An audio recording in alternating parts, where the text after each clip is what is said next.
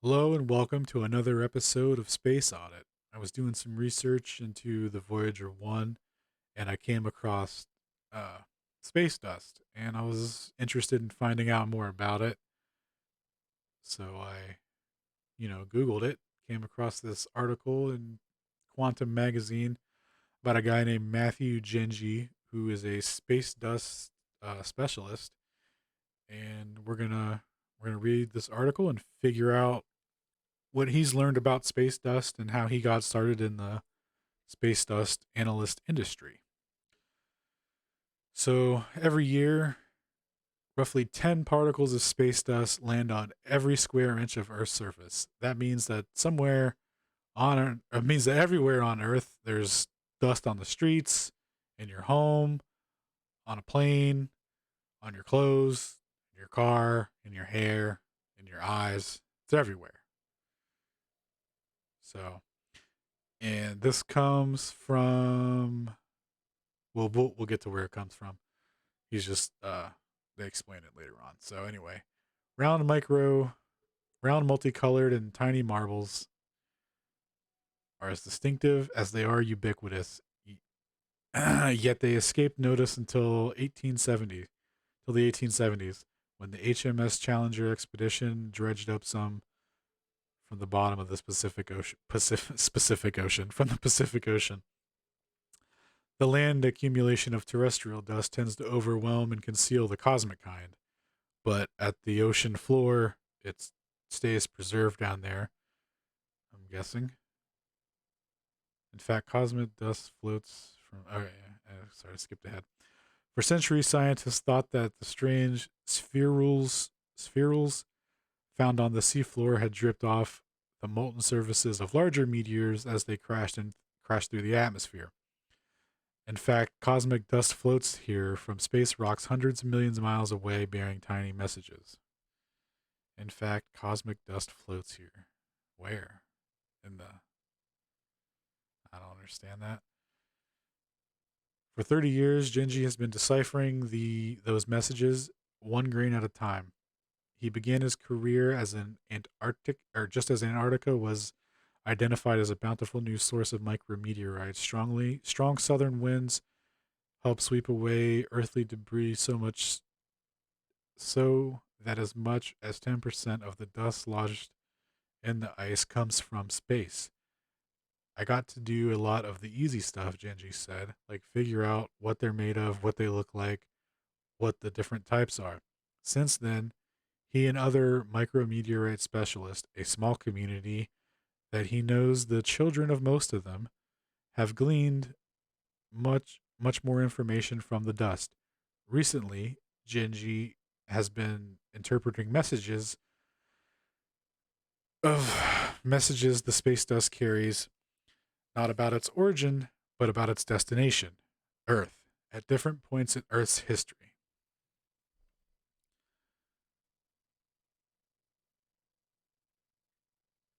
All right. So what we're learning here is that the dust he's analyzing, he's not interested in, you know, necessarily analyzing where the dust came from, but what the dust reveals about uh, the state that the Earth was in when it, presumably crashed through the atmosphere and landed on Earth. And I guess what they're going to end up, well, we'll get to that. The wiry, bald Brit takes Zoom calls in his London bedroom, squeezed between a bed, a wardrobe, and a microscope. He brought the microscope home from the lab as lockdown was about to begin last March, along with plenty of dust. When we video chatted this winter, Genji grabbed a plastic jar, grabbed a plastic jar from a box on the wardrobe and jiggled it in front of the camera. The jar was half full of tawny silt, Antarctic dust, some from Earth, some extraterrestrial. As he sorts through it, Genji could conceivably come across a speck of 6,626 matic could wait. As he sorts through it, could come. Oh, okay. From Matt Gingy. It okay. I'm sorry.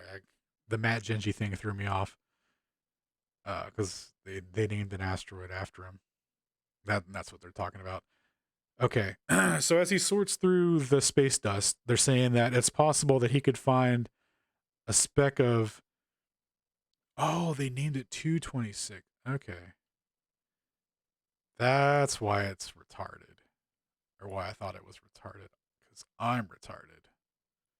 Why is it doing this? It's not letting me copy this.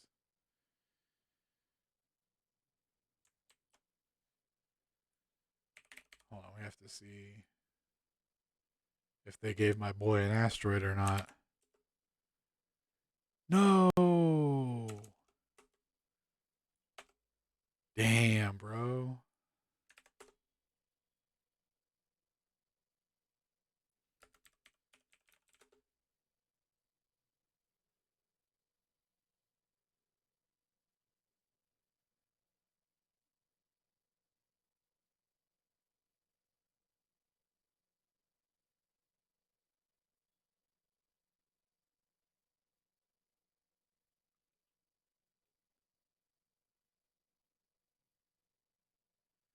So this is a real time simulation of all the position of the planets, the moons, the spacecraft, and all the spacecrafts that are out here in space or whatever, right? And they've got other asteroids named like Vesta. This is an asteroid. It has asteroids like you can look up names of asteroids, right? Craze. You could see. Oh, okay, so they've got asteroids, right? Now they named an asteroid after this guy in honor of his work. Uh, and what they're saying here is that he could be analyzing space dust from said asteroid that's named after him. But here's the thing: there's no pictures of the asteroid, which we know we would just claim are fake anyway. It doesn't not the biggest deal. But in this model of the solar system where they've got all these asteroids named and figured out, they say that they gave my boy the 666 Matt Gingy asteroid, and it's not on their thing, not on their simulation. So it's kind of fucked up. Is this one in the sim? Let's see. Hygeia. Let's see what's up with this one. Well, this one's not in there either. So who knows about your boy Palace? No, that one's not in there. But Vesta and this one are in there. List of exceptional asteroids. Well, where's man? No, I guess it's fucked up. So they've got all these things named, and they don't even bring my boy into it.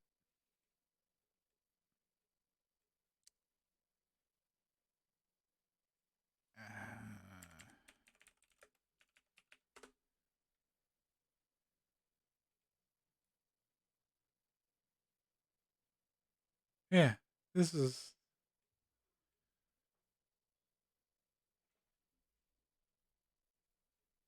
what is this?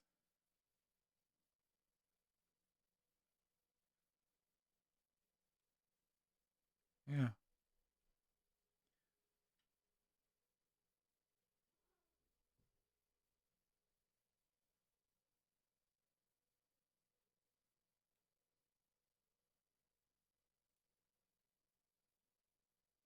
Huh.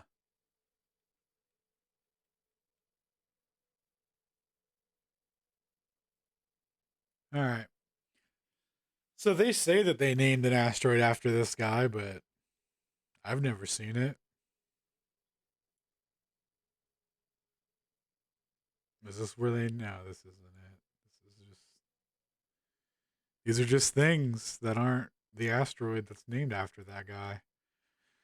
So, anyway, when I first read this article, I kind of approached it with like a really heavy attitude, and but then as I read it, I realized like this guy's definitely not in on it, and he's highly creative, highly intelligent, and he's just been led down this rabbit hole uh of space fantasy. So anyway, we'll keep reading here. This was about the dust that he might be analyzing, and our conversation about his duties our conversation about his duty, his dusty discovery has been condensed and edited for clarity. Very nice. Have you always liked meteorites? How did you get interested in geology? I was fascinated as a kid by Arthur C. Clarke's books of mysteries. That's what led me to ask lots of questions. But the reason I got attracted to geology was I liked art. There were two classes I got to do a lot of drawing in. One was geology and the other was art. And as soon as I went out into the field and started drawing rocks and realized that I could use my drawings as detective stories to work out the formation of the rock, to see events that occurred millions of years in the past, I was hooked. Then then I was then I was geology all the way. And Genji is the author of Geological Field Sketches and Illustrations, a Practical Guide. I wanted to see if I could pull up a PDF of this. Nope.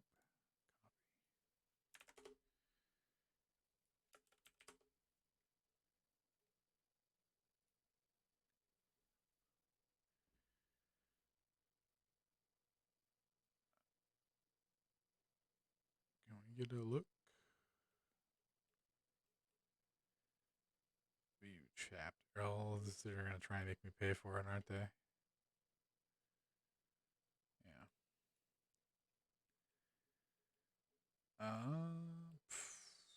Well, are there any images?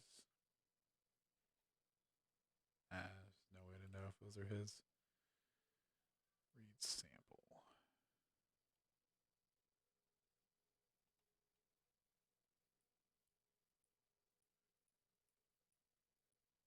Okay. All right. So this is kind of what he does, I guess. He draws up what he's seeing. Why we draw geology. This illustration is how do field sketches and enhance the means of recording geology compared to photographs, showing a view Flattering Bay and Devon.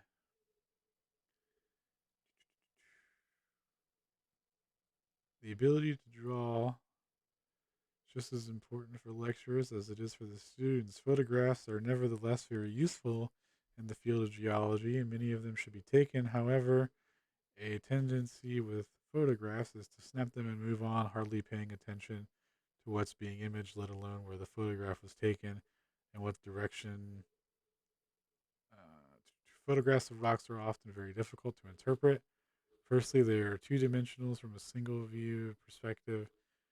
A sudden change in orientation of the rock bed, full blah blah blah, change everything. Okay, so this guy's saying like it's important to like go over the details and kind of visualize it, not just take a picture and move on, but to really examine what they're looking at. I want to try and zoom in on that to see if I can read his notes,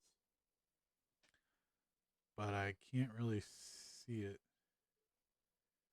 So does he say it's leaning 165 degrees or leaking? I can't read it. All right, let's see what else we can find. Some other sketches that he does.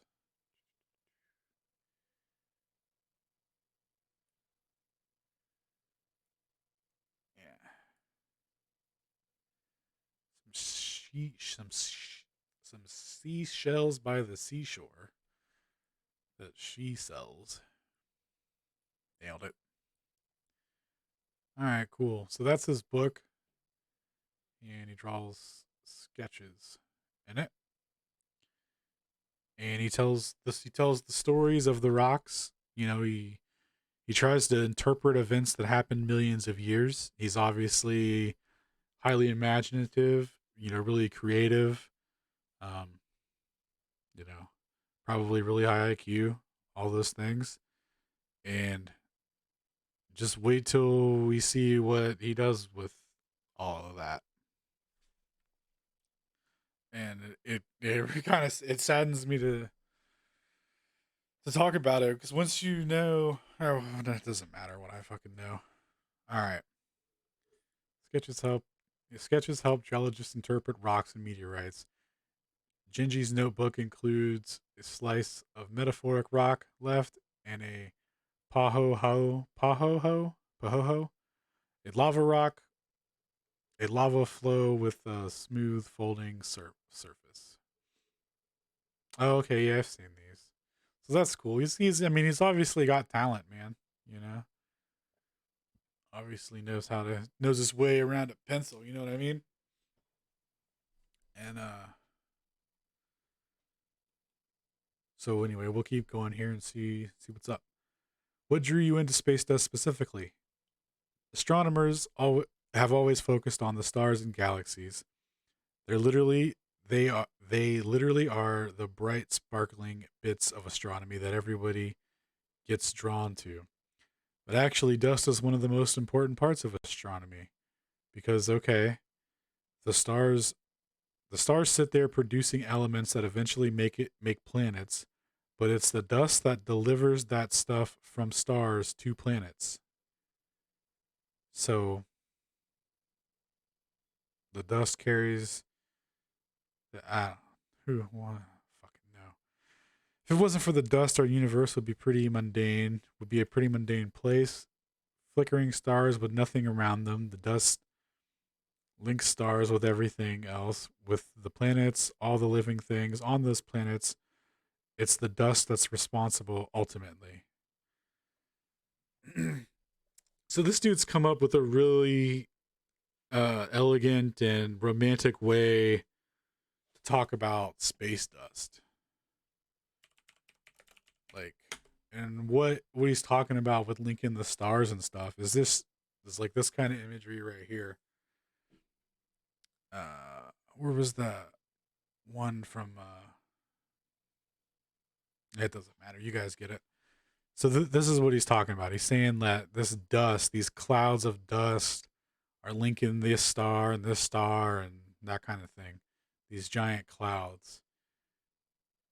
And keep in mind, I guess these clouds would be in our solar system, but we're actually in the sun's atmosphere, uh, or magnetosphere or whatever, and that's providing like another barrier around us, called the heliosphere, and that keeps out all the all the big dust. You know what I mean? I guess I don't know.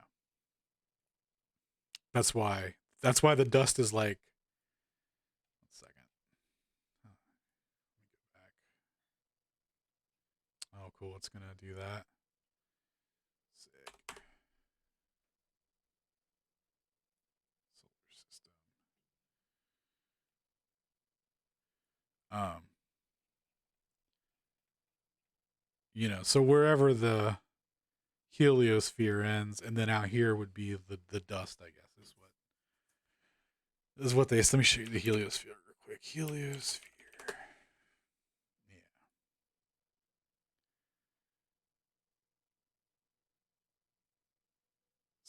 So here's the sun. Here's its atmosphere or whatever, and then here's its magnetosphere, I guess, or whatever. Because it's all of these things. It's the atmosphere, it's the astrosphere, the outmost sphere, and the fucking atmosphere. So, and it creates this bubble. see if we can get some more images. Oh yeah, so this is what it looks like.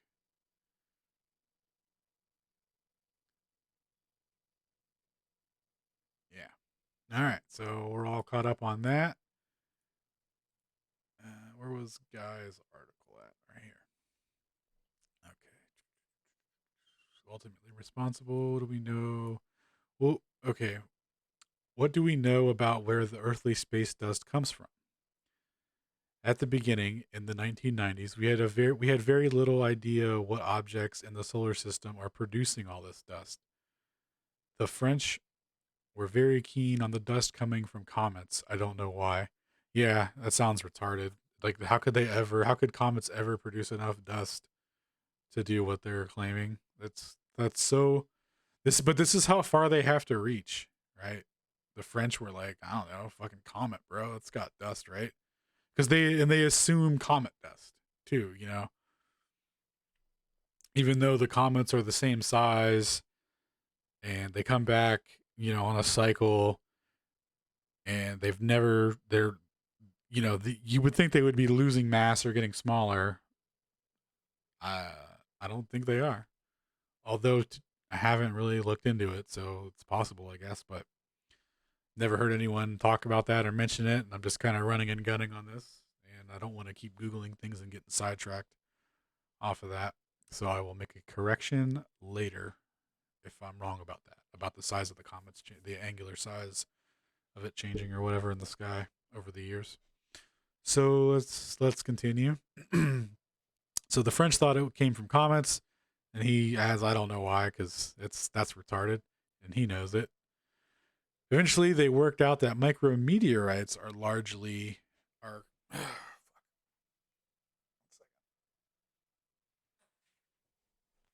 Sorry.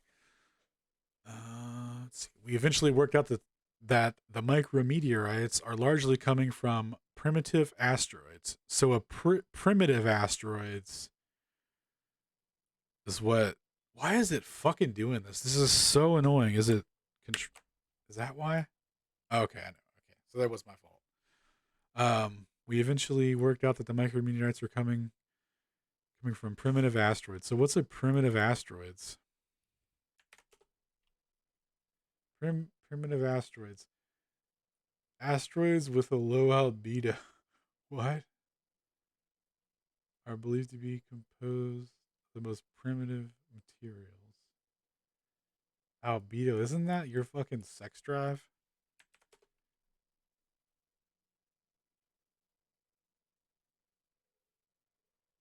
Albedo? Oh, okay. I guess I had the wrong. Guess I don't know how to read. Albedo. Okay. It's albedo. Are believed to be comprised of primitive materials that are found in the C, D, and P and other What the fuck are they talking about? I mean, these are computer generated images. These aren't even real. No one's ever seen this. The surface of Itokawa.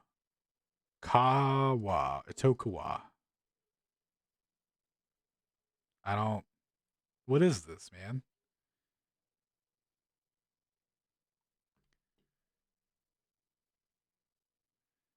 Asteroids that are not really reflective are believed to be composed primitive materials. They are found in the CD and dark taxonomic classes. So far, no space mission has visited a dark asteroid, while 2 space missions were devoted to visiting asteroids that belong to a more evolved S taxomatic class.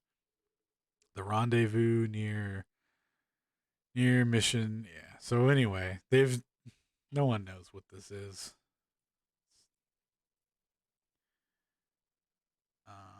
But this guy's entire field of study is this, right? His field of study justifies this, and this justifies his field of study. It's circular, right? And you could argue that that his field of study would be real if anyone had ever seen an actual asteroid hit the Earth. Has any?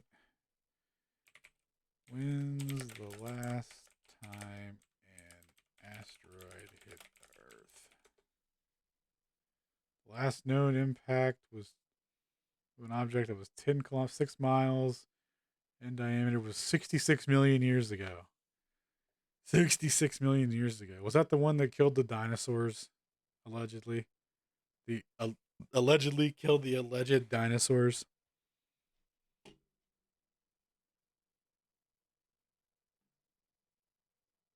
Yeah, oh yeah, this is the one they say hit the Yucatan Peninsula. Oh no, let's hold on. Asteroid impact. Yeah. So, despite the fact that a 6 mile wide asteroid landed smack dab in the middle of this, there's no asteroid has ever been recovered from this.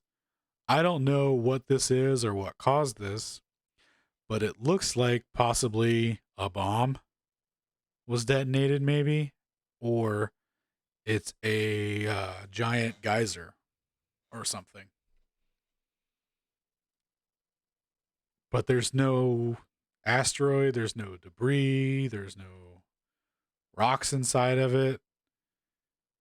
And it was 6 miles long. It was made of iron or whatever the fuck. Actually, I don't know if it was made of iron, but it was made of something, you know? But there's nothing left. And that goes for all of these or all these so called uh, asteroid craters. There's never an asteroid in any of them. So anyway, we'll go back to this. Uh, primitive asteroids. They're similar to a type of meteorite. Oh yeah, when's the last time a fucking meteorite hit the Earth?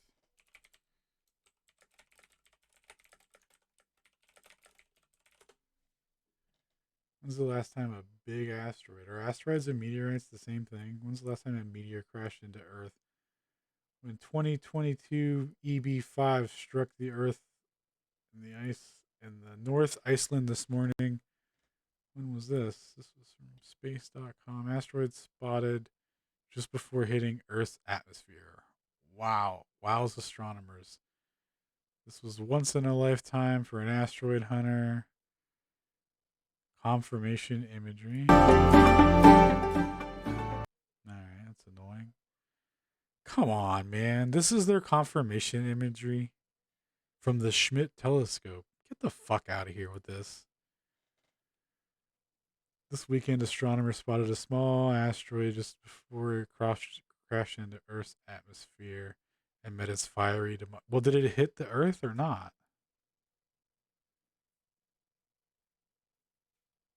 Did we make the asteroid struck the atmosphere just north of Iceland?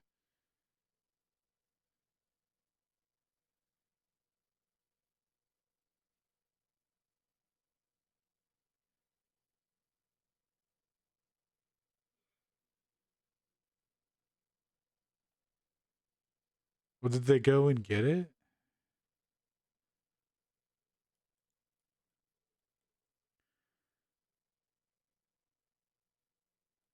Did they retrieve it? Oh, no, of course not. Experts believe that the space rock burned up in our atmosphere, creating a bright meteor, often referred to as a fireball shooting star. Because the asteroid's small size, it's unlikely, but most likely. So, okay. Hit Earth's surface. Maybe I wasn't specific enough. Yeah. So the last time anything's hit the Earth was 66 million fucking years ago.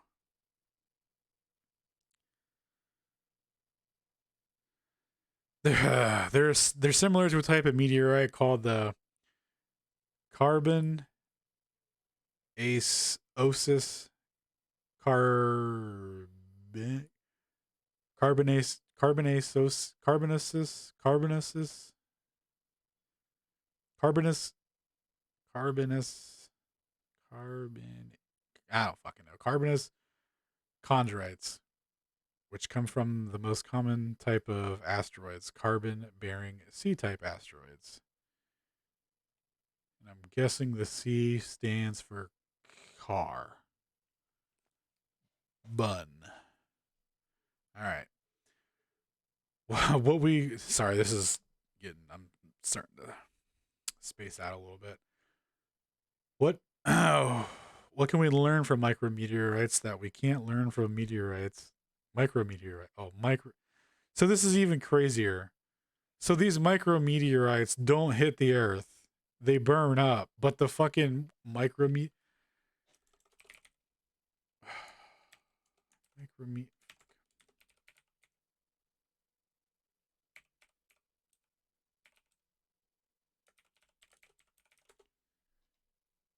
tiny piece of rock is just smashed into. Oh fuck, dude! These micrometeorites only hit the James Webb Telescope and all of Earth.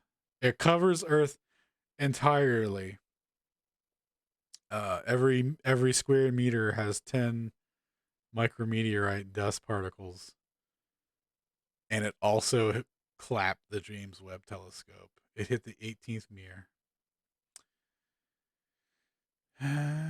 Every year we're hit by 6,000 meteors large enough to reach the ground, about 17 a day.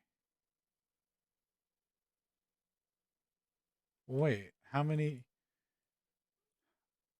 micro asteroids hit? What's the fucking micro asteroid?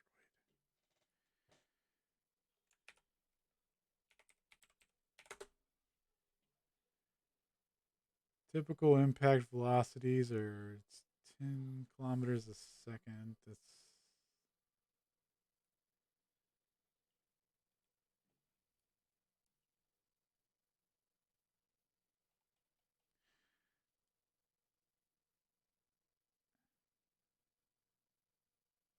all right. So research has revealed that that every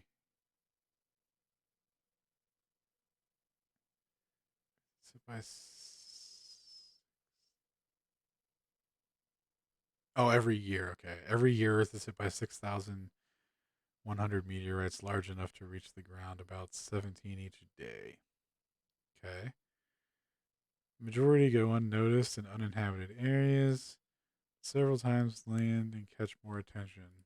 Okay, well, let's see what examples they give. Oh, these fucking deal scientists.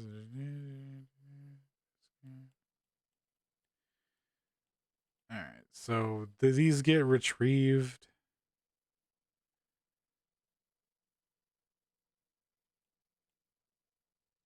Asteroid or micro meteor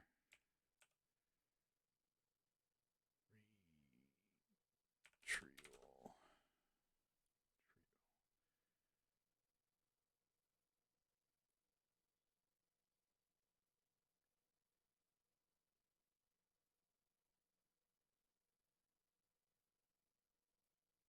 So these are what they're finding. What? So how does this reach the Earth?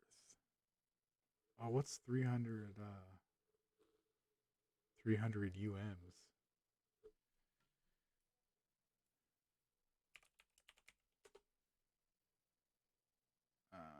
No, 300 UM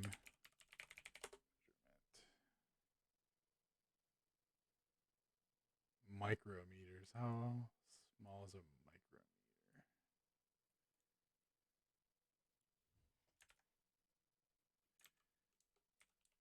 Micrometer. size comparison.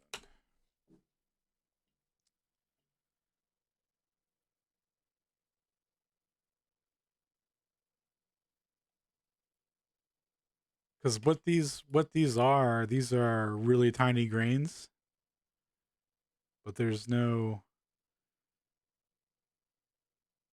scale, so it's kind of hard to tell. But so these are really tiny. Then these are literal dust grains. How big is a grain of sand?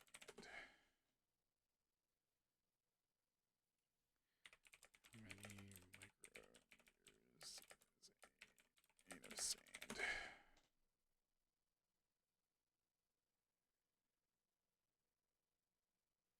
So the diameter of a grain of sand is 62.5 micrometers, or the baby millimeters.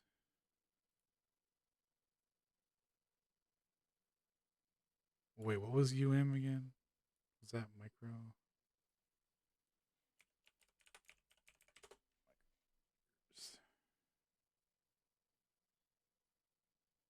Yeah. Microns. Yeah, micrometers. Okay, just wanted to make sure. So micrometers. Um, this is 300 micrometers. So this is considerably larger than a grain of sand.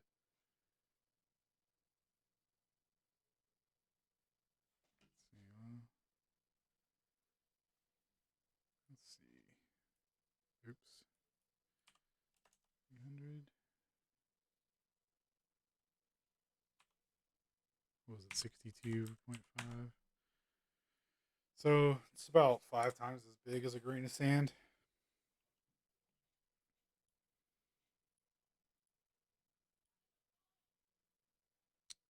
All right.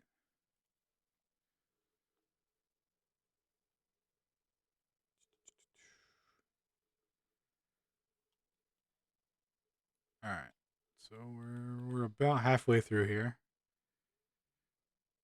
What can we learn from micrometeorites that we can't learn from regular meteorites if they both primarily come from the same source?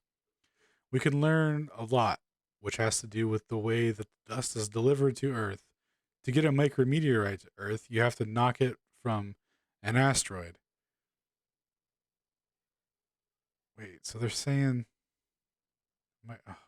Anyway, to get a micrometeorite to Earth, you have to knock it from an asteroid. And then it floats around in space until its orbit slowly changes until eventually that orbit may cross the Earth's. That's quite a random process, but it happens enough so that every square inch of the Earth is covered by 10 uh 300 wide fucking nanometer dust particles. All right. It's quite a random process. Whereas tiny little dust particles, when they are blasted off the surface of an asteroid, they stream off. Whereas tiny little, whereas tiny little dust particles, when they're blasted off the surface of an asteroid, stream off this off. Fucking what? When they're blasted off the surface of an asteroid or stream off the surface, they go into space, and light from the sun affects their motion. It's a really cool process called Poynting Robertson light drag. I love it because it sounds so sci-fi. Yeah. So what they're saying here is that the light radiation or whatever is you know it's like a pressure difference, and it's like wind or whatever, and it's pushing. It hits that shit when the light hits it at a certain angle or something. It has something to do with it. It doesn't work on large objects, but I guess in this 300 nanometer range, I guess that's where you can use light to or the radiation pressure from light or whatever to to push these in a, you know, so like this is how they explain these things. It's not only, it's not, it's like, it's this, oh my god, it's hard to think about because it's always something with these fucking people. And it's like, oh yeah, dude, well, these guys thought that comets were producing the dust. What a bunch of dummies. They didn't realize that it's light. Like, you know, it's just fucking, it's light pushing the dust around after an asteroid surfaced something. It's it's crazy. Collection of micrometeorites is featured in a 2020 book, Atlas of Micrometeorites, by John Larson, J. Brob. I don't fucking know.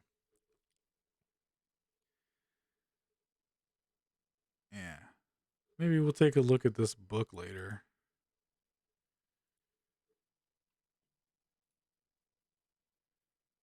See what they're working with here. Yeah. So these are interesting. Like, what are these? But like from space, dude? Not a fucking chance, man. 21 spherules photographed from the upcoming Atlas of Micrometeorites. How many of these can you identify? Zero, man. Zero. All right. The light drag basically slows down dust particles so that if you slow an object in its orbit, it moves inward towards the object. The dust will slowly spiral towards the object, which in this case would be the sun. Uh, how does the sun even produce dust? Like, wouldn't it melt next to the sun? Like, what does it mean by orbiting the sun? How close are we talking? How does the sun produce space dust? Space dusties. Space dust. Researchers have found evidence that particles emitted by the sun may have combined with space dust on an asteroid that contributed to seas in the ocean. What? Is that what they're saying? Explains water. Solar wind and space dust. This is, dude. It's 2021, man. And when I was in school, I'm 34. When I was in school, I don't remember what grade they taught this or whatever, but they taught us, it was called panspermia. And I fucking forget what that even is, but it was like a comet or something crashed into us, like the what, like what is panspermia again? Hold on a minute. Panspermia. This is a hypothesis from the Greek philosopher that life exists through the universe distributed by space dust. Asteroids, comets, panspermia is a fringe theory with little support or on argue that it does not answer the questions of life. Oh.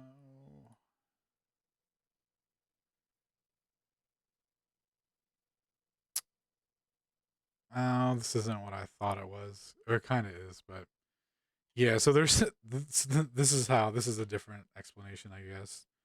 Where was I don't know. Just disregard what I was talking about. Then this is how they explain how life got here, I guess. How did water get to Earth?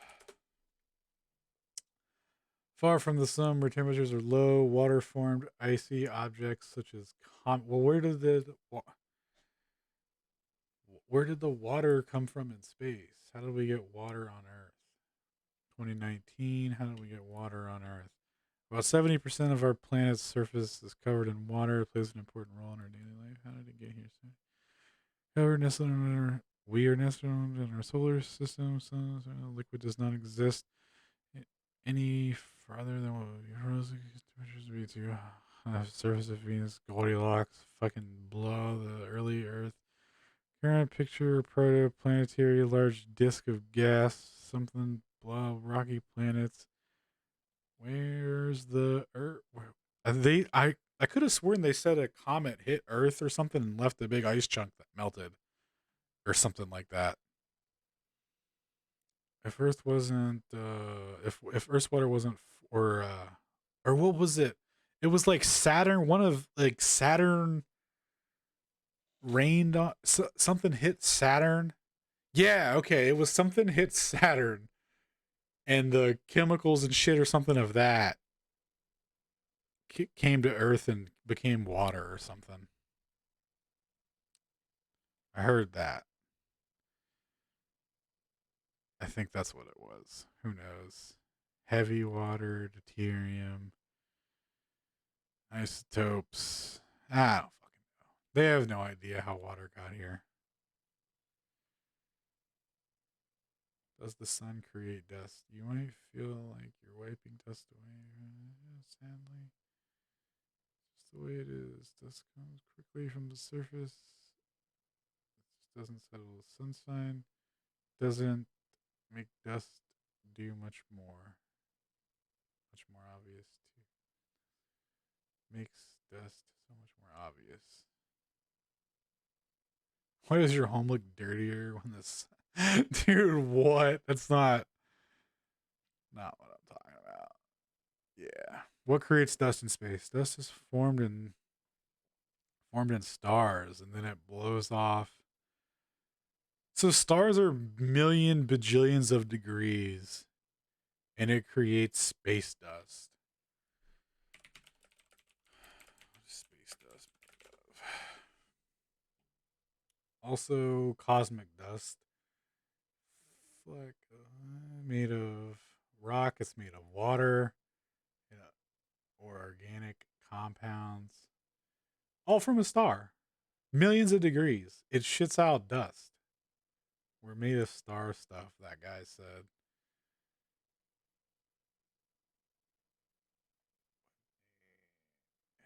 It's so fucking stupid. How hot is the surface of a star?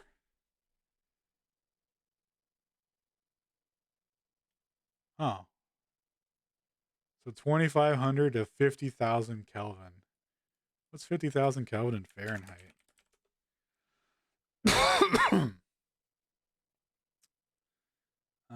50,000 Kelvin.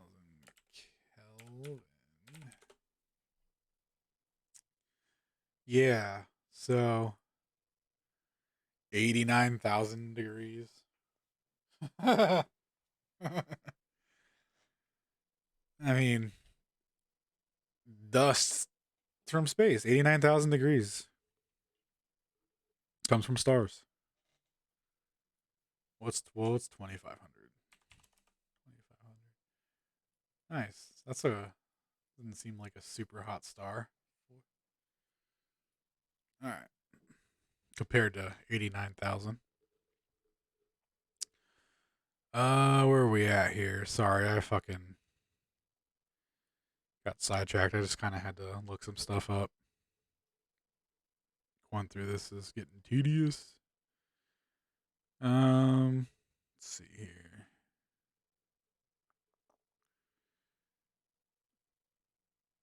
Yeah. Okay. Well, of course, micrometeorites are tiny. Each micrometeorite provides you with a tiny bit of information, whereas a meteorite will keep you busy for your entire life if you find a good one.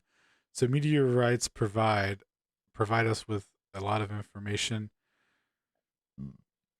Excuse me. But a small number of objects, and a micrometeorite provides a tiny amount of information on a lot of objects. And those two work together really well.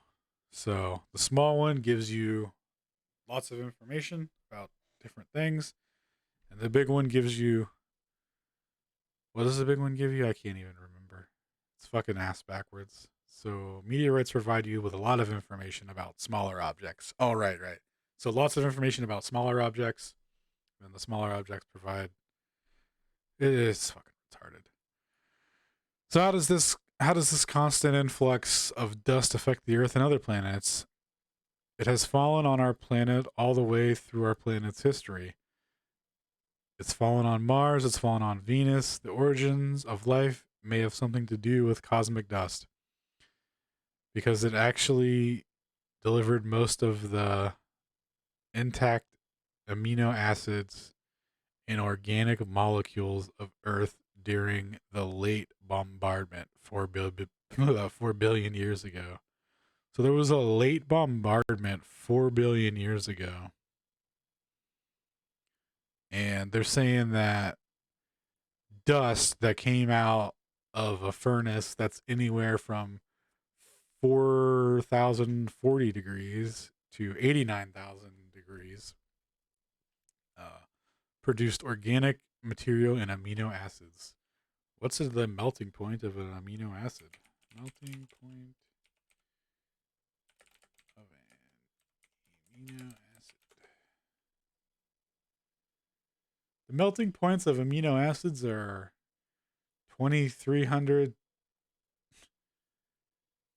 or I'm sorry, 200 and 300 degrees Celsius. So I'm not even going to convert it to Fahrenheit because it's not going to be anywhere near fucking 4,000. So that's that's crazy. Uh,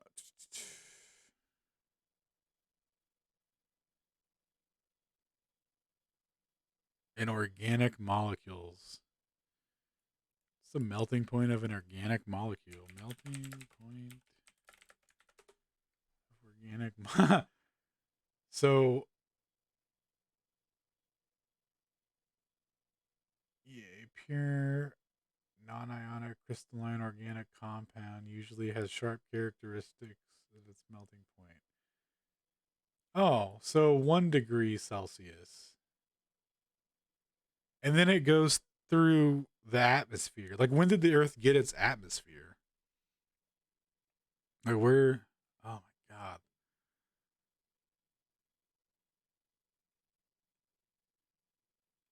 This is so crazy. How can they get away with saying this? That these things come from stars and the melting points of the things are not even close to what a star produces. I mean, and they're like, it comes out of the star, right? And like the inside of a star is millions of degrees. How hot is it inside of the sun? Dude, 27 milli. You know, these are big numbers. It's hot. Super hot. There used to be a rapper on YouTube called Super Hot Fire. Super Hot Fire. And this dude's super hot, right? Super hot fire. He spits hot fire, dude. And this is even hotter. What's the nearest star? Alpha Centauri. Yeah, the temperature on Alpha Centauri is 5,700 Kelvin. What about on the inside? Alpha Centauri temperature inside. Alpha Centauri. What's how can you? I just want to see if they even attempt to say what the temperature on the inside of it is.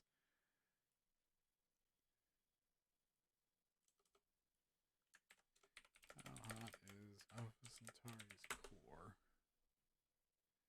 Alpha Centauri, blah blah. 50, 1 point billion times fucking blah blah blah.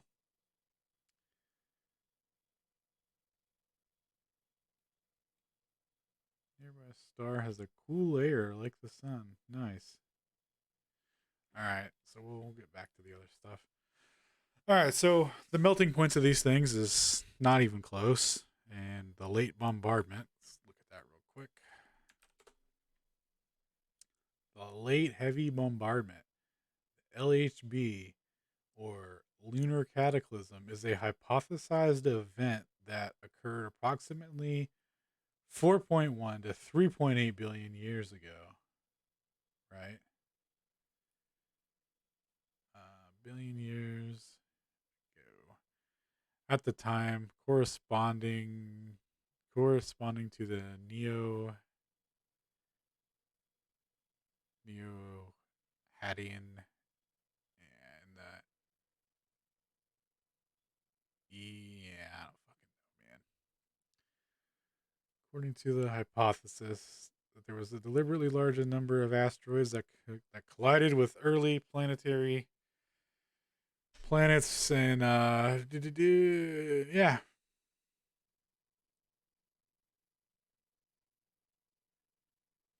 yeah. And this was backed up by the moon landing, which didn't happen. And this is it's all it's all mythology. The late bombardment. So the late bombardment is giving it's a hypothesis, but it was the main piece of evidence for the lunar cataclysm comes from radiometric ages of impacts of rocks that were collected during. So the big, they so retarded. They can't even commit to it because it'll, it could change when when they realize that it's not that, you know, or when they're forced into accepting a new paradigm where they have to like tell a little bit more truth or something. Like so they can't hard commit to it. It's a hypothesis, no one knows for sure. But this guy, is talking about it like, oh, the very life of origins, the origins of life may have something to do with cosmic dust because of this event that may or may not have happened 4 billion years ago. That may or may not have been confirmed by a mission to the moon that may or may not have happened.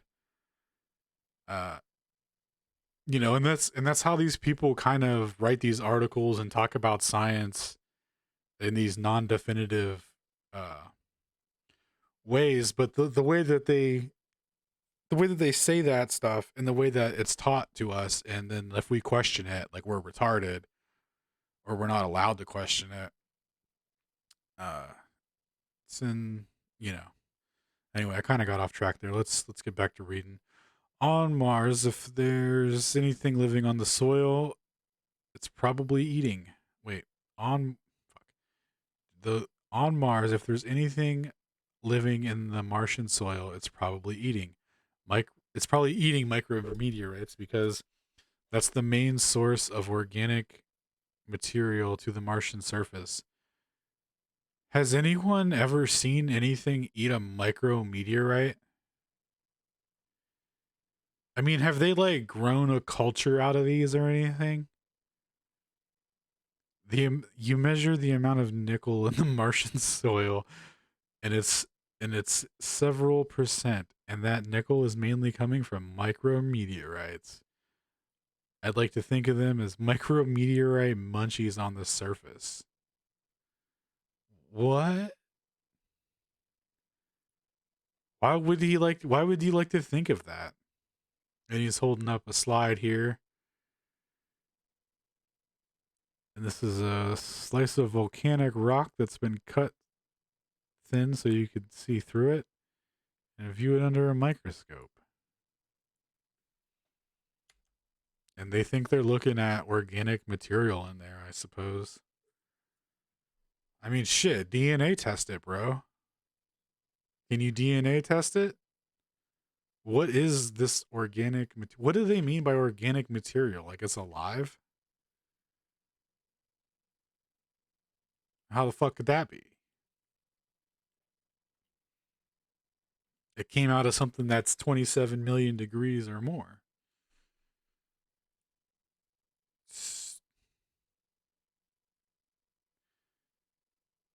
27 million, dude.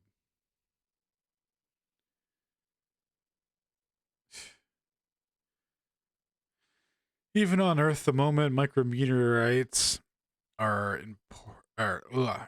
even on Earth at the moment, micrometeorites are important in terms of the delivery of nutrients in the deepest, most remote parts of the ocean are so far removed from land that they receive very little terrestrial dust. The living organisms need a range of trace elements like iron in order to survive, and they actually get and actually most of the iron delivered to the southern Pacific parts. I'm sorry, I read that wrong. Southern Atlantic and the parts of the Southern Ocean are coming from micrometeorites.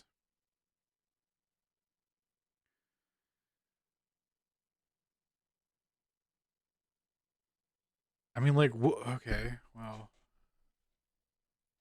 true. Micrometeorites.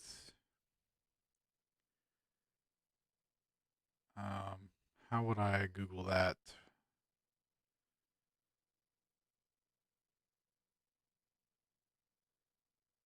Where does iron in the southern Atlantic parts of the Southern Ocean?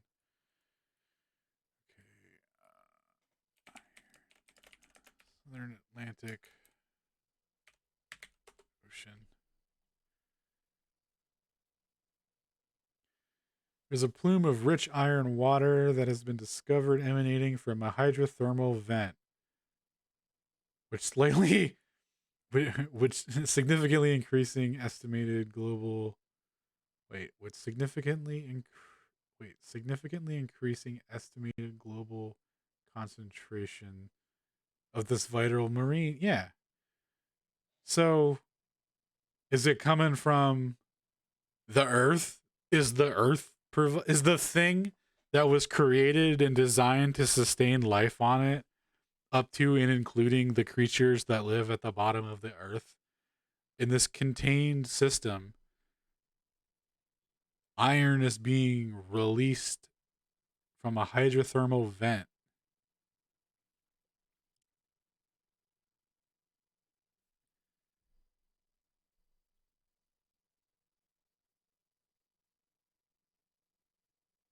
Yeah.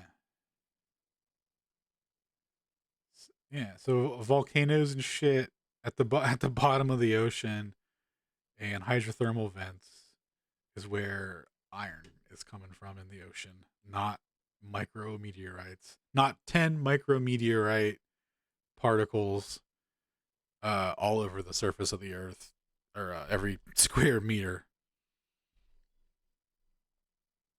I mean, they just say these things. Actually, most of the iron delivered to the southern Atlantic and parts of the Southern Ocean are coming from micrometeorites. No, no, the Earth's providing it.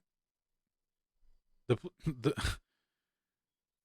only in this fucking fantasy world, is it raining down particles that sink to the bottom of the ocean that feed plant life that would have so well I guess they would argue that for evolution because I guess it's been happening the whole time and they would have evolved to yeah so I guess that wouldn't be a good way to dunk on it. But yeah, it's stupid though. Either how could you tell what percentage of what comes from micrometeorites and what comes from the Earth itself?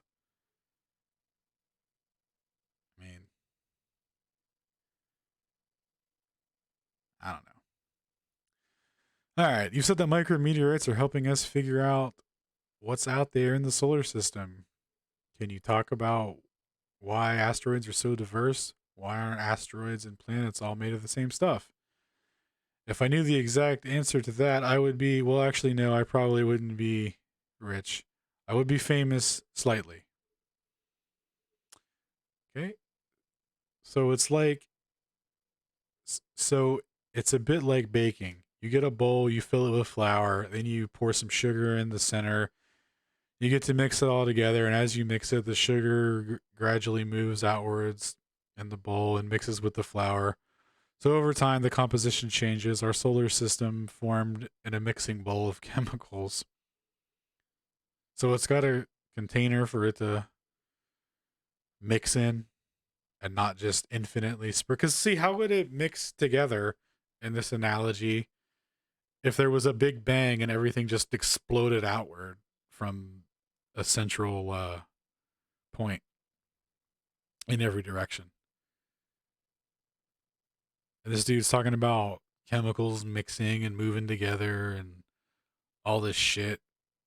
And it's a mixing bowl of chemicals that's been building since the Big Bang. And like in this theory, this field of study is entirely dependent on the Big Bang as well. And it can't exist without it. It could never question it. It could never look into it. Uh, this dude will never do that. He will only look at micrometeorites and try and explain and try and create an artistic, romantic version of how they got here and all that shit. And and I'm not knocking the guy. Like I'm not saying like it's his job to figure that shit out, but I'm saying like this is how people are told these things, and this guy has a career in this, and it's complete nonsense. It's backed up by claims that aren't real, things that don't exist, uh, things that defy physics, things that defy the melting points of the things that are required to bring life and nutrients in this model. It's a complete clusterfuck. But this guy goes to work every day for the last 30 years looking at dust particles, and how could it not be real? You know what I'm saying? Like they have completely, they did a number on us, man. They really did. And you could never, like, how do you explain to someone that, like, yeah, of course they made a entirely fake field of study to support another fake field of study. It's just layer after layer after layer, and it's so much that people can't even comprehend it. I mean, the like I'm talking about this as if it's like, nothing to me really, but in all actuality, man, I've gone through, it's a process to get here to realize, to be able to realize that level of deception. You know, it's not like I just woke up one morning and was like, "Oh, this shit's all bullshit." This is just constant years of looking into these claims, and even without getting into any of the math of it and everything, you can just read this and just it's retarded. Um, and they just say these things and have these explanations, and no one can push back on it because every field of study is dependent on it in a way. Not every field, but you know what I mean. Like these guys won't, they wouldn't be able to say shit like, to go against it. They just have to keep fitting it into this Big Bang theory. So nothing exploded. Well, actually, I think they say a primordial force or something, or a primordial energy exploded and became everything in this physical reality. And kind of lost my train of thought here. Our solar system has been, yeah. So nothing exploded, where a primordial force exploded, became everything, and then not only did it become everything, it became the mechanical process in which all these things that enable life and planets and these things are that it delivers. Like it not only, so a lot of flat earthers like to do the equation of, or comparison or an analogy, like if you throw a grenade into a what do you call it, a junkyard, it's not gonna, the explosion's not gonna produce a fully working Ferrari or an airplane or anything like that, right? Like you can explode whatever you want as many times as you want. It's never going to turn into anything, right? But it's actually even crazier than that. It not only does it turn into the Ferrari, it turns into the manufacturing plant fully assembled and built, and then it also turns into uh single cell organisms that evolve over billions of years to build the Ferrari, right? With materials made out of the original uh big, explosion. Like, it's so crazy. It's fucking nuts.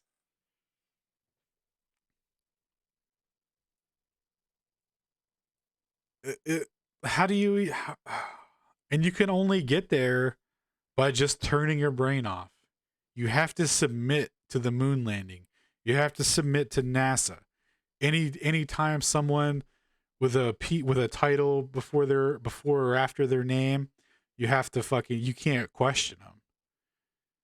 If they have a telescope and they look at the stars and they've and they went in debt over that to get a degree in it, like you just you have that's where you have to be with it, to where you'll never ever question it despite anything that that would go against it. I mean, to me, in my mind, just this alone, on the face of how ridiculous it is, disproves all their fucking everything. Obviously, it's a big leap to go from this to the Earth is flat, because this doesn't prove any shapes or anything, but this shows how fraudulent, how entire fields of studies, and this is an extremely specialized field, as they mentioned in the article, that very small community. So all the information is coming from these people that are totally bought into this, that are making up stories and drawing comics of what they think happened and doing interpretations and fitting it all into a prepackaged worldview that they've been indoctrinated to since they went to school. You know, every every grade they were in since kindergarten, there's been a globe in the room. They've been slowly taught everything about this place and all the things, they can't question it. And it's a level of programming that enables this, because you might think, like, how could this dude's entire field be fraudulent and not real if he gets paid for it? Like, wouldn't it be a waste of money? No, no, it's an investment in mind control. It's they would pay whatever amount of money for this. This is an investment. It's You got to look at it like, what's your return on investment for, let's say you could print money and do, whatever, and you could distribute it out to um people or organizations to have like specialized fields of research that back up your theories and stuff, right? And you could just funnel them money through grants and things like that, and whatever research they produce that supports the theory. I mean, they're essentially buying the research that supports their worldview that they use to control everyone's mind. So it's not even like that his uh, that it's like a waste of money in that regard. It's completely how the system works. It's how the system protects itself. This is why nobody really from within the system will ever question it. It you know, it's how it works. Um, you can be slightly famous. You get a baking bowl, Big Bang. All right, what we're aiming to do when we look at meteorites and micrometeorites is to look at these different components and try to decide whether they are formed in the disk to formed. Hold on a second.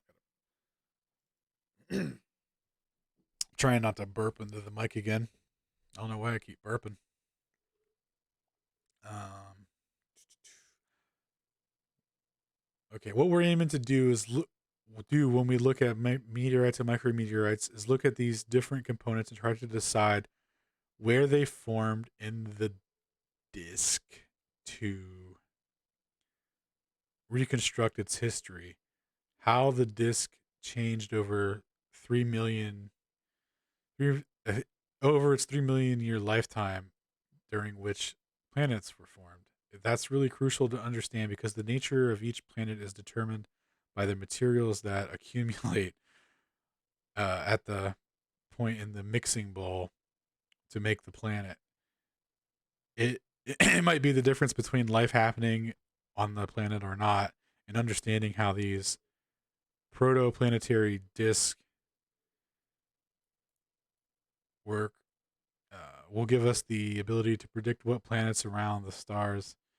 So keep in mind, they've never even seen a planet like, well, I guess the wandering stars, but when they talk about like exoplanets and shit, like look up what they're identifying as an exoplanet, and like it's not, they have no idea what that is, and they've just said it's a thing and that they know what it is, and then they have people that claim that, that back it up, that support the theory.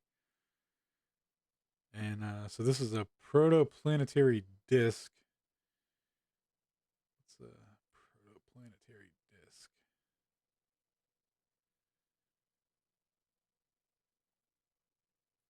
Protoplanetary disk. So whenever I see cartoon images when I'm looking at or when I'm trying to find out something, like I get a little nervous that it might not be real, that there might be trickery afoot.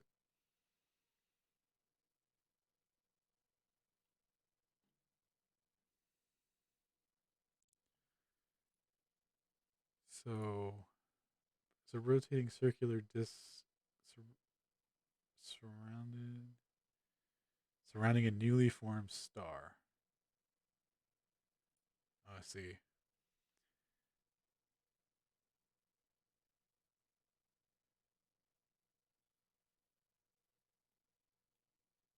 Molecular clouds, hydrogen, etc. An artist's impression of the water snow line around the star. Yeah, so when you have an artist's impression of water in space, you're just like, of course. Of course.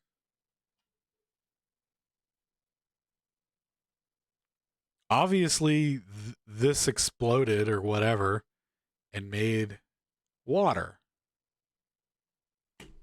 Duh.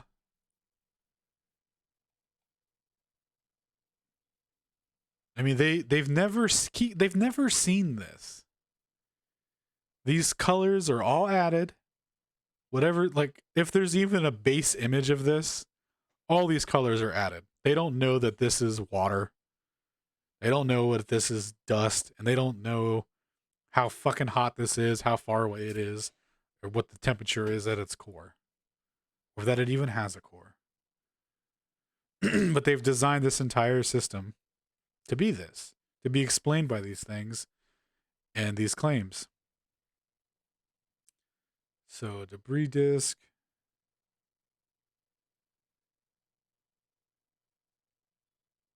Yeah, ABBA. Pernicious is the natural process which life is originating from non. Dude, the natural process by which life has arisen from non living matter, such as simple organic compounds.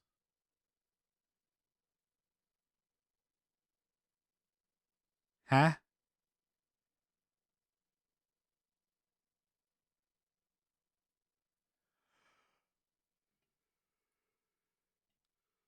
Mm.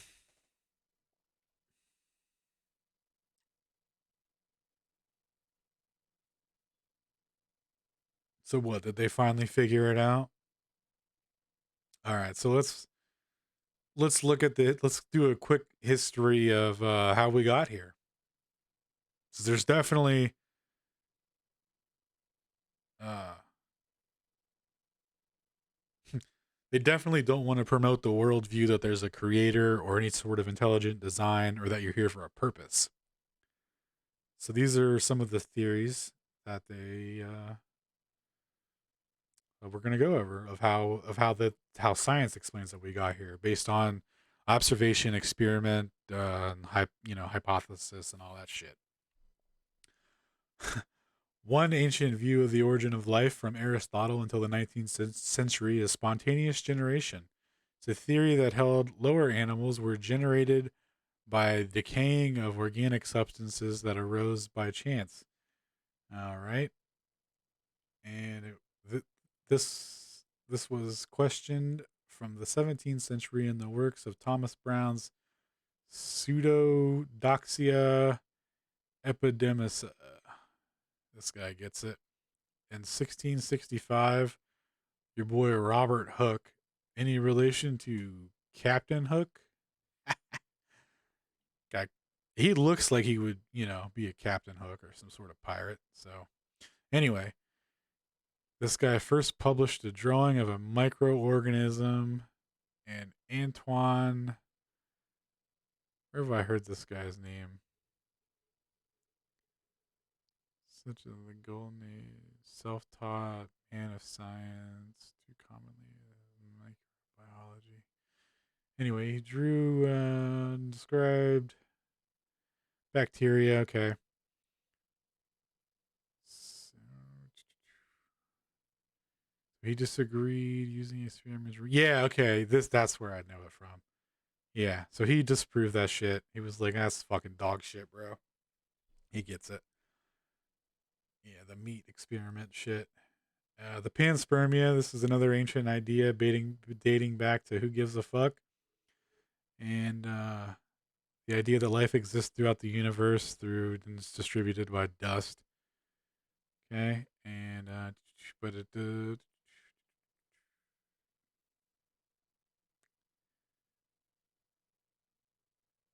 yeah. So the advantage is that life is not required to have formed on each planet for this to occur. Yeah. So this is the primordial soup. Um, this idea originated from non-living matter, and slow stages appeared in Herbert Spencer's book Principles of Biology and William Turner blah blah blah on spontaneous generation and evolution. February 1st, 1817, Charles Darwin wrote about these publications to Joseph Hooker and set out his own speculation, suggesting that the original spark of life must have begun in a little pond, a warm little pond. Yeah, with ammonia and prehistoric salts, light, heat, and electricity. Yeah, so we formed consciousness, and all that shit, and thought and free will, and figured things out, and have minds and shit. And we all started from ammonia, phosphoric salts, light, heat, and electricity, and sea. Period. Outstanding. And let's see. And in 1952, Stanley Miller carried out a chemical experiment to demonstrate how organic molecules could have formed spontaneously from inorganic molecules under prebiotic conditions, and the prebiotic atmosphere presented on Earth before life began. The formation of Earth roughly 4 billion years ago involved multiple collisions. Okay. So was this before we had an atmosphere? I don't know. And those wasted poo.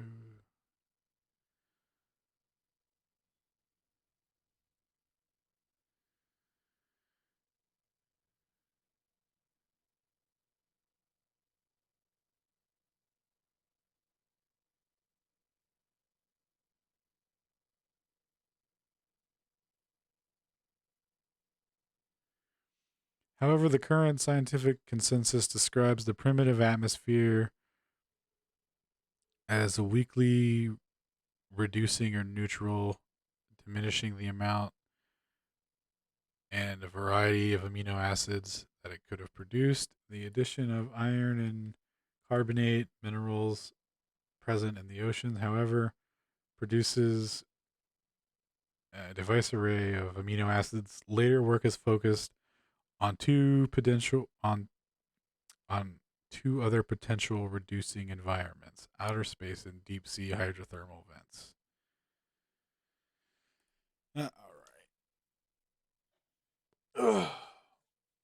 Hydrothermal vents, you say? Wouldn't that require them to release a lot of iron or something? All right. Producing early universe with the first stars. The Big Bang, roughly 14 GAY for GYA. Nice. And the chemical elements, hydrogen, helium. I don't give a fuck anymore. I'm going back to the article. It's stupid. So another thing. Wait, let's. Has anyone seen a planetary disk? Planetary disk. Planets still form a protoplanetary disk. Planets still forming it. Yeah. Okay. This is an artist rendering of a star HD. Well, let's take a look at HD. Herbity herp. Alma is in. Is this the same one? 63. Yeah. All right. So they have this image here. And remember, dude in the picture on Wikipedia says this is water. And he just colored this in because fuck it, right? Detecting planets with a final or finalizing theories within this disk is a big deal because the information about the characteristics is still very young. And as potentially, how exactly did this billions of planets, billions of planets, dude, out there, billions and billions of planets. To the leading theory of the planet formation is the core acceleration model. Has planets forming slowly with dust, small amounts than planets planetesimal planetesimal smashing into a rocky core, leaving matter behind. Jesus Christ, dude. So things smashing in space, a dust clumping together, and then it smashes into other dust clumps, and it becomes a rock, and it makes a core, and then I guess it keeps attracting stuff. Another theory looks at gravitational instabilities in the disk, and giants can form quickly from their host star. I mean, this is fucking crazy. Thousands of exoplanets have been discovered in the past few decades. Oh, really? Well, I made a claim about exoplanets earlier, so we'll verify after we search this real quick. Where's this at? Oh, okay. The old jet stream.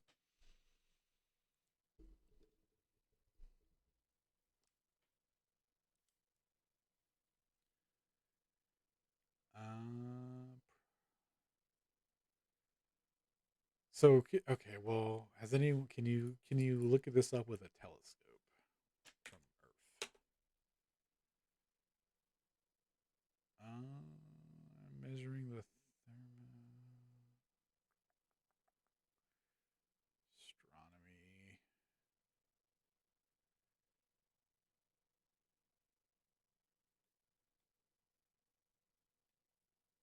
Okay, we'll look at that in a second.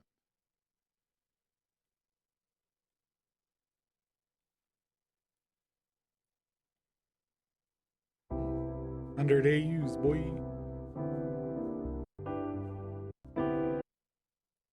Okay, so this is nothing. This is literally nothing.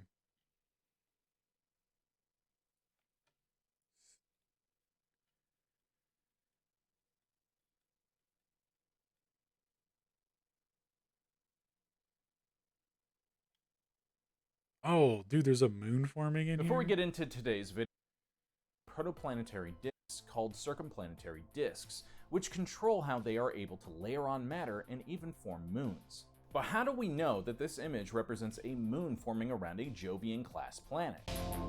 Yeah, how do we know?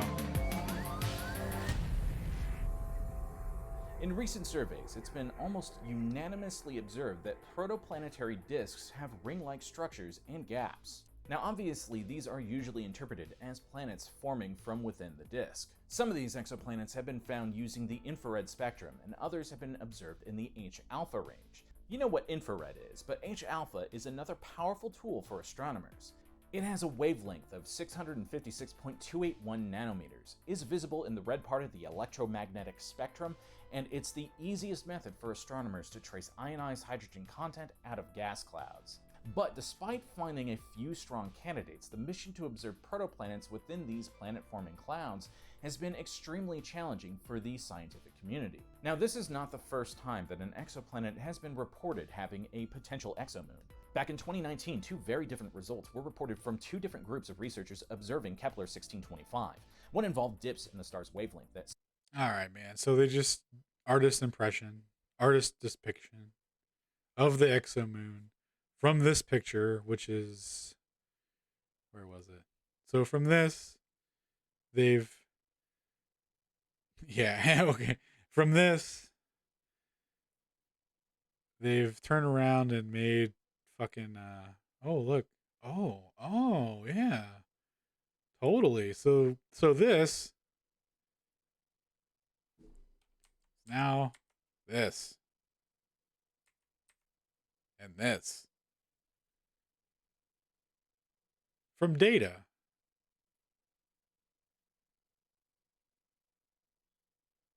Yeah.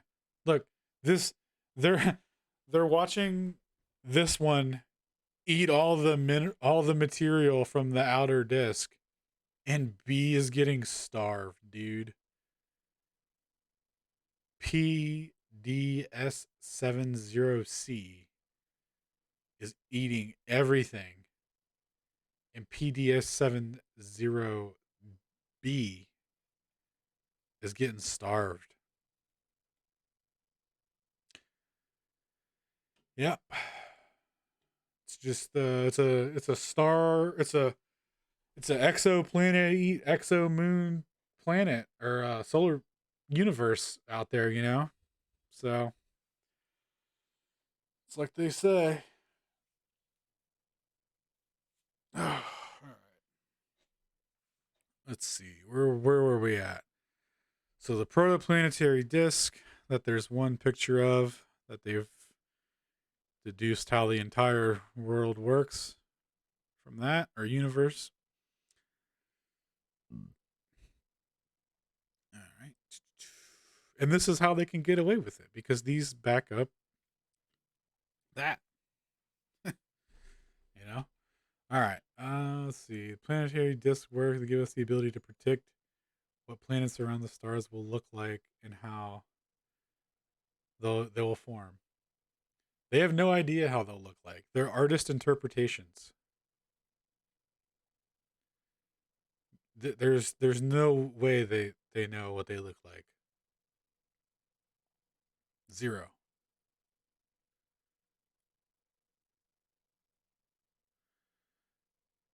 All right, you've shown us the meteorites can tell us, or you've also shown that micrometeorites can tell us about Earth. Isn't that right?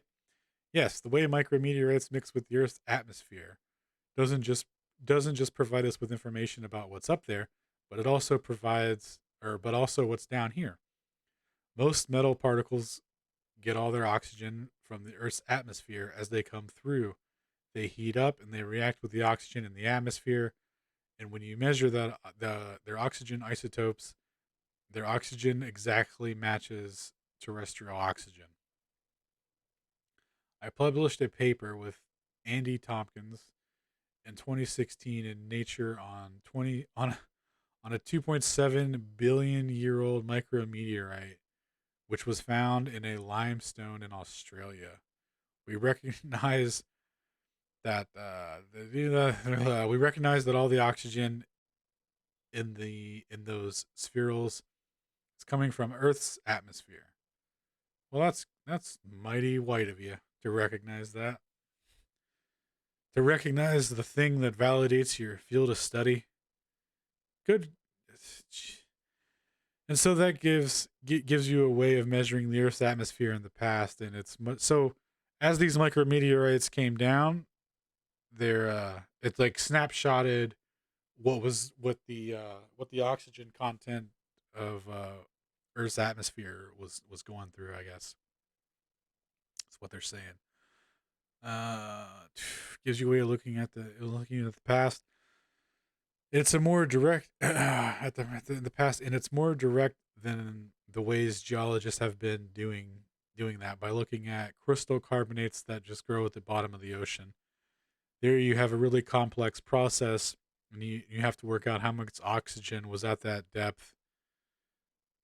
Uh, how much oxygen was in the water at that depth related to the surface of the water than Earth's atmosphere. It's really difficult. So the old way of finding out what was in, what was going on with the Earth was by going to the bottom of the ocean and looking at crystal carbonates, and then you do a really complex process, and you work out how much oxygen was in the water at that depth, and then you relate that to the water on the surface, relate that to the surface water, and then and then you relate that surface water to. It's really difficult. Yeah, it fucking must be, man. It sounds really difficult. Sounds super difficult. Whereas if you're heating up a piece of metal in the atmosphere over a course of 10 seconds, then you get an instantaneous absorption of oxygen many kilometers above the ground, a great way of measuring and the composition of Earth's upper atmosphere. And so cool as that you can go to the rocks, collect these little bits of space dust, and they tell you about the Earth's atmosphere in the past. How cool is that? The great thing is it's not just Earth. If we one day find micrometeorites on Mars, we can study the history of Mars's atmosphere. Well, I don't know if you heard, but Mars has less than 1% of Earth's atmosphere, so you're not going to be studying very much. How could fuck do you even study? How does it even have less than 1% of an? Why does it have an atmosphere at all? At 1% of Earth's atmosphere, it basically has nothing. But it has to have something because anything that's in the sky has to have a mass and all these things. So they'll just tell you whatever they want. And it doesn't even matter that you can't fly a drone or can't land a parachute or can't use a thruster with no atmosphere. Um, but just the fact that it has that 1% atmosphere is what gives them the leadway to just. Earth has an atmosphere. We fly planes and drones and rockets on Earth. We have an atmosphere. So if anywhere else has one, we could do the same. It's even if it's 1% of ours, and all of our flying stuff works on, you know, the atmosphere being thick enough to push off of or whatever. I don't know. It just seems crazy. And this dude's like, yeah, dude, if we can find a micrometeorite on Mars, we can study that shit too. It's crazy. And these are some of his rock collections. Very cool. I like rocks.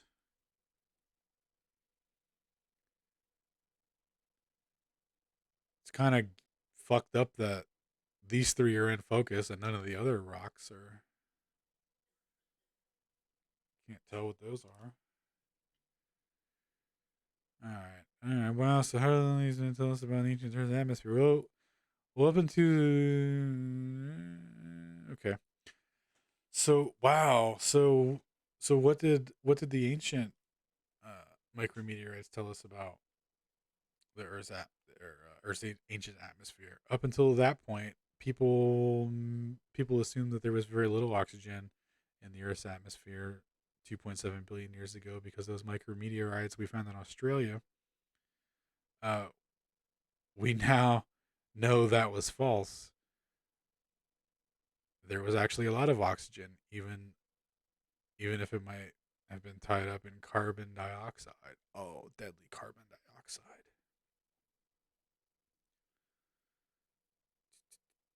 I've seen a lot of I've seen I've seen plots that trace the oxygen and carbon dioxide levels through the Earth's history and how those levels relate to evolutionary jumps and other events. It's a fun game to do. Look at several plots and notice how different they are. Super fun game, dude.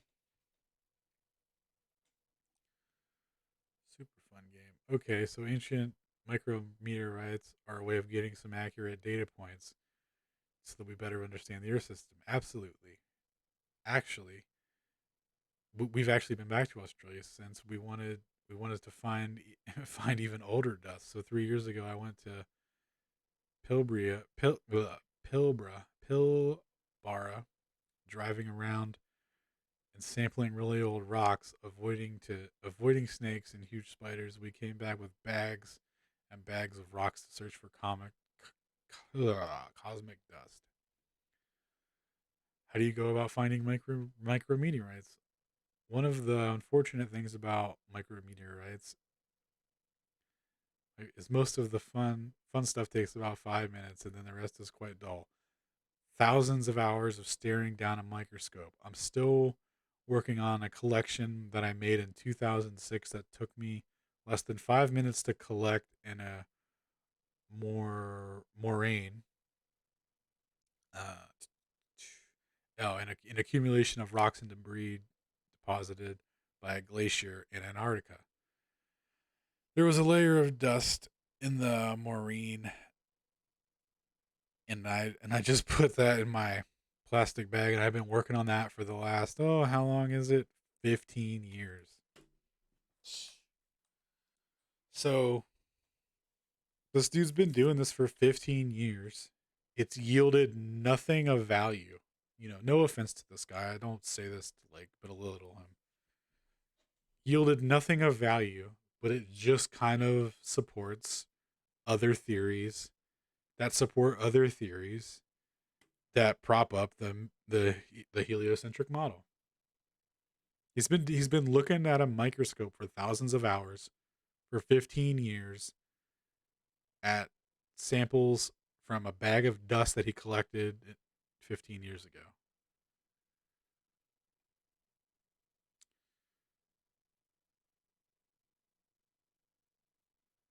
I guess the hard part is knowing where to scoop. Well, it's not because you scooped up 15 years of work in 5 minutes. So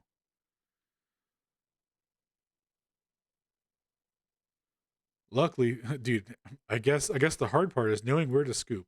Luckily for me, I just scooped where I went. I was on the Antarctic search for meteorites expedition, and we were due to search this Nantucket, a mountaintop protruding from a glacier for meteorites. Oh, none. Why did I read it as Nantucket? None attack. It's none attack. Mountain protruding from a glacier for meteorites.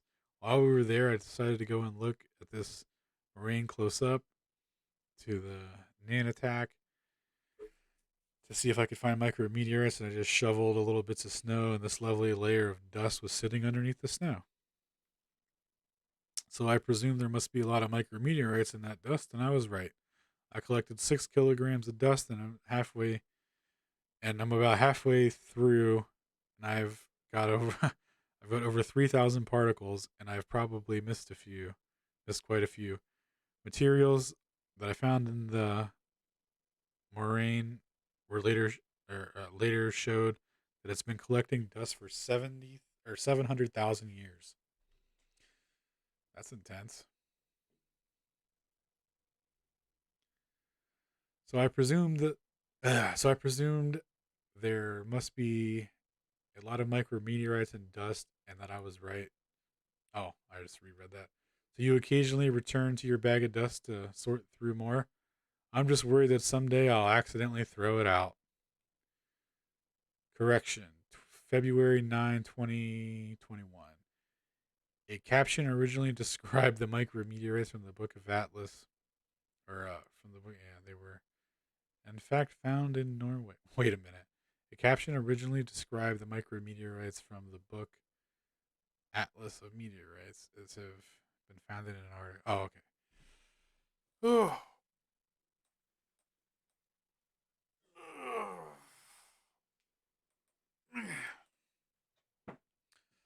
So that was quite a read, man.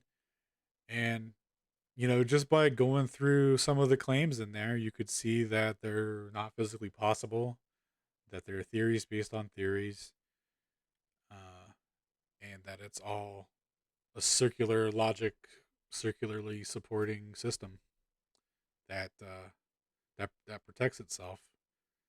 Because this guy's been paid. People like this guy have been paid for years and years to, you know, do things like these that don't serve any benefit to anyone or provide any actual insights of how the universe or why we're here or how we got here or where we're going, where we're from.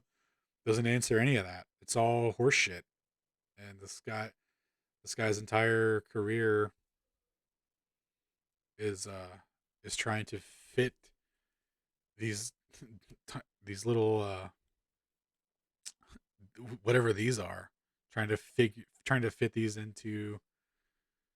uh into the Big Bang Theory and heliocentrism and uh protoplanetary discs and shit. So that's where we're at. And keep in mind they named an asteroid after him, and it's not even an asteroid that anyone can observe. No one's seen it. There's no pictures of it. It's not in the NASA simulation of the known shit in the sky. Although some of the asteroids weren't listed on there that they claim exist anyway. So whatever. But I feel like if your boy, I mean, I don't know. I just feel like they dicked him on that. They're like, oh yeah, bro, we'll name this asteroid after you. And I bet he was super excited and honored for that. And no one's ever gonna look up at the sky and point their telescope at any given direction and ever go, "Oh, that's the Matt Genji asteroid." Won't happen, you know. So, all right, that's the end of the video. It's turned out to be a long one, but it was fun going through it, and hopefully I get better at reading out loud. I was kind of nervous going through all that. All right.